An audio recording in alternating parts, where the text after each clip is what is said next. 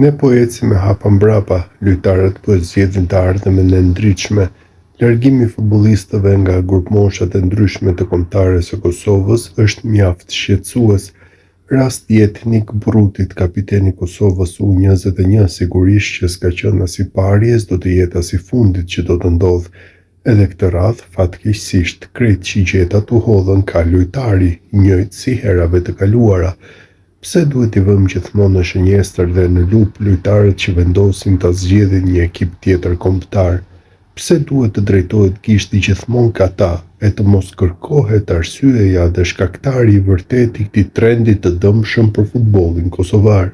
Të jeni të sigurt se nëse punët do të ishin mirë te ne dhe nëse do të trajtoheshin mirë, kurrë s'do të kishin arsye për t'u larguar e as të tjerët për të na refuzuar e për të hezituar që t'i thonë po Kosovës.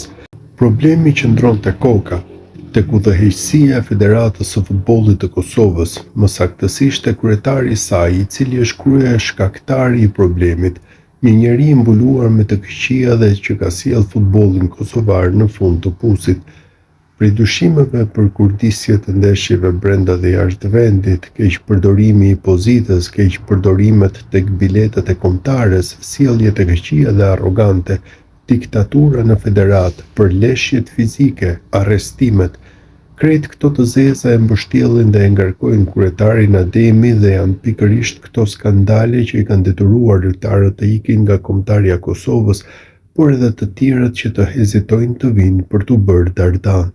Një prind me të drejtë do të hezitonte që t'ia falë djalin e tij kombëtares së Kosovës përkundër dashurisë së madhe për vendin e tij, kur është i vetëdijshëm për një kerr problemi që ekzistojnë te ne. Faj këtu ka dhe komuniteti i futbollit, pastaj klubet dhe mediat që janë të kapura dhe ja mundësojnë dhe lejojnë një njeriu të vendosë të çalltisi vetëm. Klubet kosovare kanë mbajtur gjithmonë futbollin, ato duhet të kulliten e jo të bëhen servile, asesi nuk duhet të themi se lojtarët po na i merr Armand Duka apo dikush tjetër. Lojtarët po i trembin vetë, ata po largohen ose s'po vinë vetë nga dëshpërimi i gjendjes së këtueshme aktuale.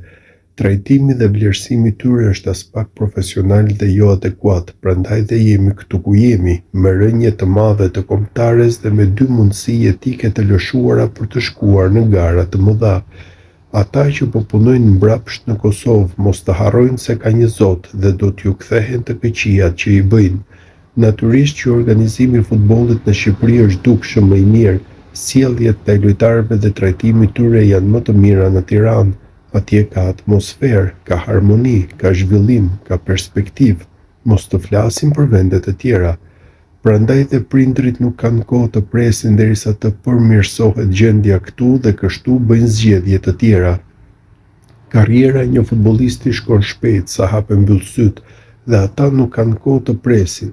Prandaj edhe duhet ta bëjnë Shqipërinë si zgjedhje të parë apo edhe ndonjë kombëtare tjetër. Kosova mund të bëhet si opsion i parë vetëm kur të bëhen ndryshime në federat, vetëm atëherë kur në krye të saj do të vijë një njeri i duhur, një njeri që punon me nder, me profesionalizëm dhe me meritokraci.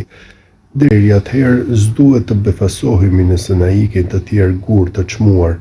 Është koha për ndryshime sa s'është bërë vonë.